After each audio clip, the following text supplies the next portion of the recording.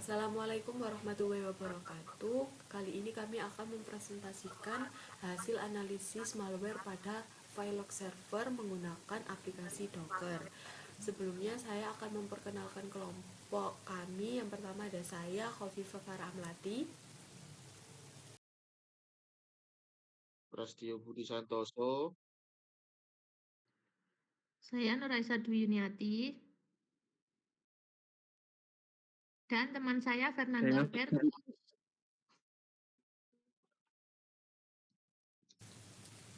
Oke, untuk selanjutnya saya akan mempersilahkan teman saya Prasetyo untuk menunjukkan bagaimana cara untuk membuka Filelog server di aplikasi Docker.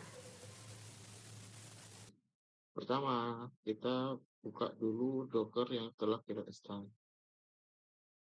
Di sini, di UTS kemarin, kita sudah melakukan, di berarti minggu kemarin kita sudah melakukan untuk menghasilkan menggunakan surat cita untuk membaca PCAP pada suatu server. Nah, di sini saya menyimpannya dalam folder output yang ada berisi f stat suricata sama passlog. Oke, sekarang kita sudah membukanya secara langsung. Jadi di sini saya menyikip untuk bagian mengcapture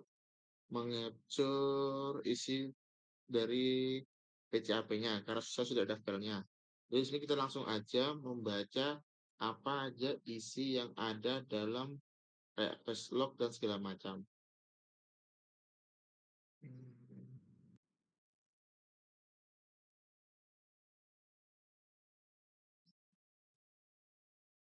Ya, selesai dulu.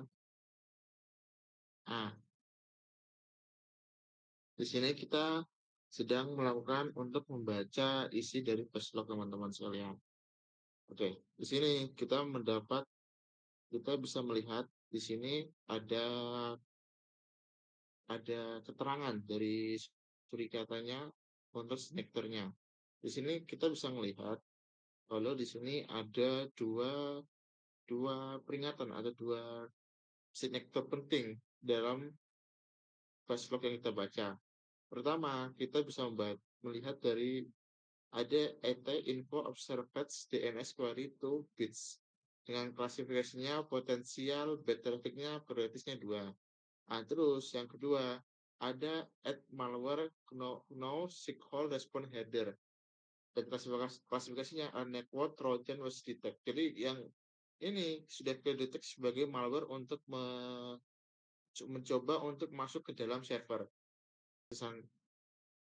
Jadi ini untuk kita satu lagi membaca bagian passwordnya. Terus sini kita bisa membaca juga untuk bagian evidence-nya. Nah, sama, tapi ini lebih mudah dan lebih bisa dibaca dengan jelas untuk melihat source IP dan destination IP-nya. Nah, dia masih membaca. Setelah kita berhasil melihat apa isi dari application itu sendiri. Kalau di application itu sangat-sangat jelas teman-teman. Untuk kita bisa dengan mudah membaca signature yang ada dalam server itu. Contohnya kayak search IP dari IP sekian menuju ke destination IP apa, dia dibaca dan diatur oleh signature seperti ini. Info observasi dan query to bridge. Nah, coba kita cari untuk yang bagian signature yang menunjukkan malware di sini. Di sini dari source IP 166.78.144.80 menuju destination IP 10.0.2.3 itu Surikata membaca signaturnya sebagai malware GNU SIGHOT Response Header. Jadi fungsinya Surikata itu untuk membuat signature. Signature itu adalah kayak aturan atau ya aturan yang dibuat oleh ahli-ahli jaringan untuk mengelompokkan atau mengira jaringan itu dicurigai sebagai sebagai malware atau bukan. Mungkin lebih jelasnya akan dibacakan melalui laporan yang telah kita buat. Mungkin laporannya bisa dibaca oleh teman-teman saya. Yang pertama, untuk signature etinfo observe DNS query to.biz tld. Signature ini mencatat bahwa komputer 10.0.2.103 melakukan query DNS ke domain.biz melalui server Google DNS.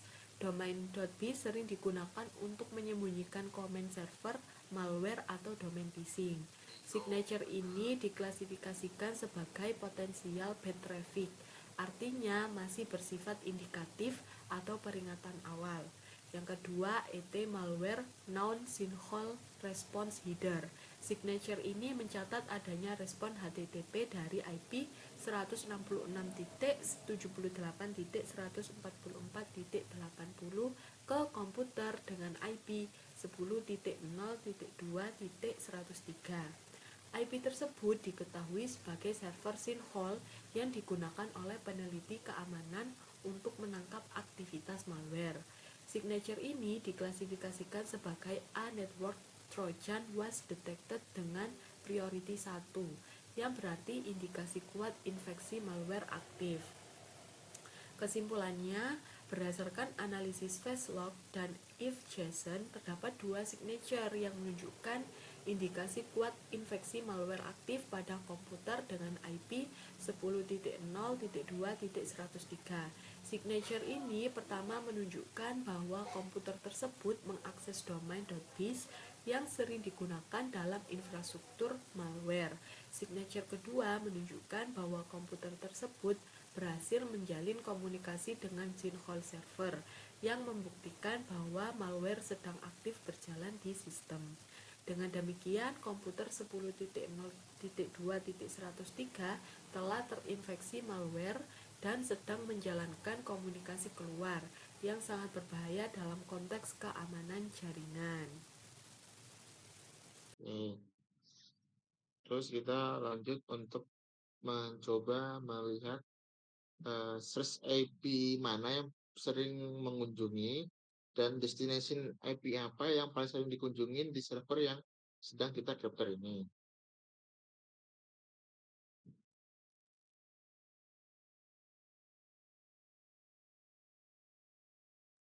Dari yang kita lihat di sini, asal IP yang mengakses ke server ini sedikit merata, teman-teman. Maksudnya, kalau kita lihat dari sini yang paling banyak pun itu 3, dan 3-nya itu banyak sekali. Jadi destinasi IP yang besar tuh tidak kayak apa ya, tidak mencurigakan dengan kayak satu atau berapa IP yang sering muncul gitu, teman-teman.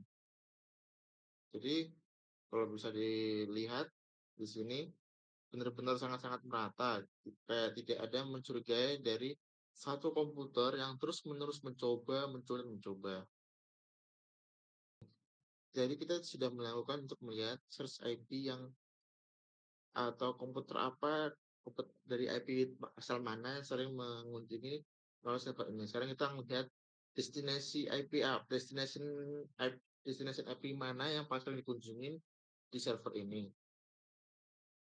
Nah, terus ini kita bisa melihat jelas. Ada sekitaran 15.000 yang mengunjungi IP apa namanya?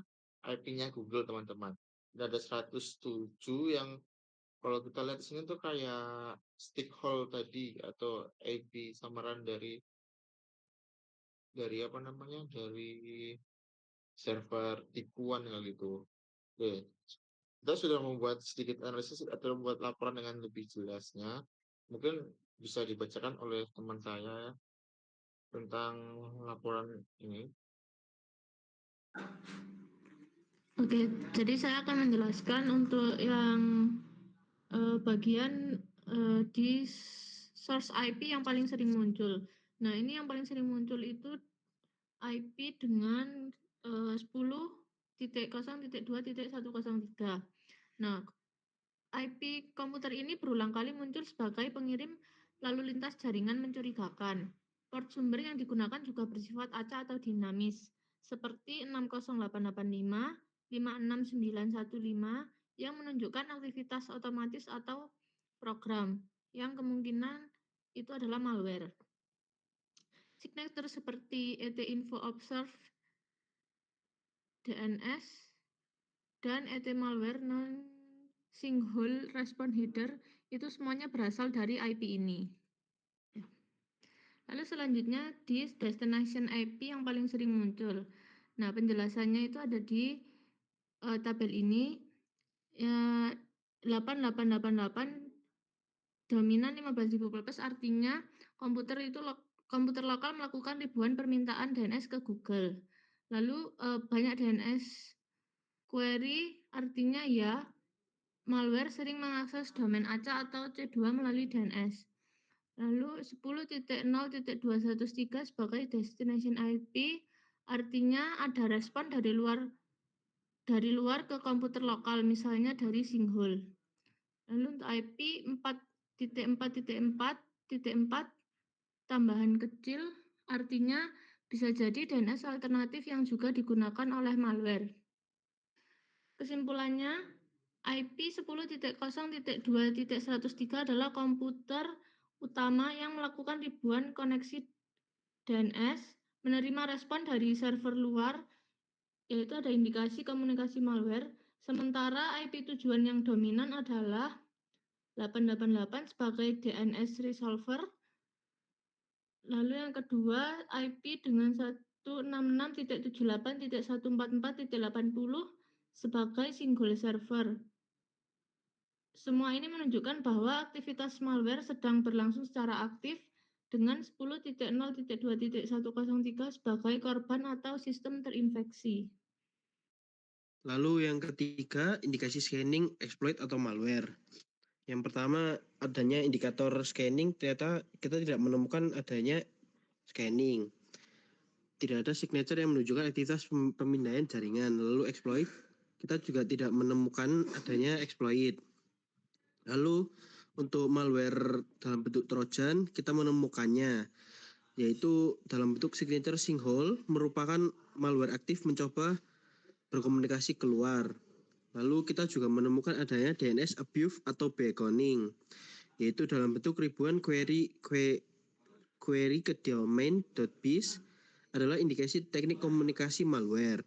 Berdasarkan hasil analisis Faslog dan F. Johnson, ditemukan indikasi malware aktif berupa yang pertama signature etmalware non-sinkhole response header yang menunjukkan komputer IP 10.0.2.103 mencoba berkomunikasi dengan server command and control milik malware. Komunikasi ini diarahkan ke sinkhole yang menandakan host tersebut sudah terinfeksi malware atau trojan. Lalu yang kedua, signature info observe DNS query to .biz TLD yang menunjukkan aktivitas DNS mencurigakan dari IP yang sama, di mana ribuan permintaan DNS dikirim ke domain.biz yang dikenal sering digunakan oleh malware untuk komunikasi atau penyembunyian. Bisa disebut DNS beaconing. Sementara itu, tidak ditemukan signature atau indikator yang mengarah pada aktivitas scanning atau exploit. Dengan demikian dapat disimpulkan bahwa file .pcap ini mengandung aktivitas malware aktif namun tidak mengandung aktivitas scanning maupun exploit. Sekian presentasi dari kelompok kami. Semoga apa yang kita sampaikan dapat bermanfaat bagi teman-teman yang menonton. Jika ada salah kata, saya ucapkan mohon maaf. Terima kasih. Wassalamualaikum warahmatullahi wabarakatuh. Waalaikumsalam.